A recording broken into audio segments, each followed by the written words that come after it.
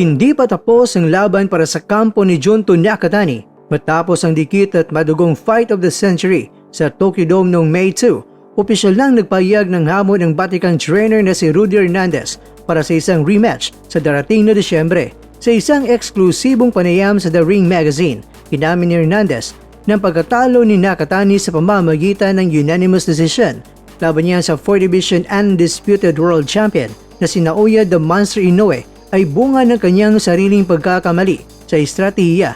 Masyado akong naging mabagal sa pag-adjust. Pinigilan ko si Junto sa mga unang rounds at iyon ang naging mitsa ng aming pagkatalo, ani ni Hernandez. Sa kabila ng pagkatalo, naniniwala ang strategies mula sa Los Angeles na napatunayan ni Nakatani na kaya niyang makipagsabayan sa bilis at lakas ng pound-for-pound king at nangako siyang ibang bersyon ni Nakatani ang makikita ng mundo sa oras na magkarap silang muli.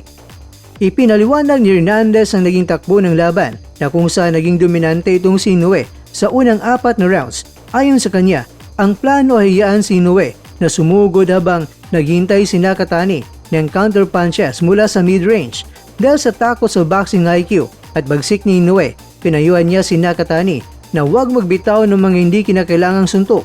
Ngunit ito ay nagresulta sa paglayo ng puntos ni Inoue sa mga scorecards.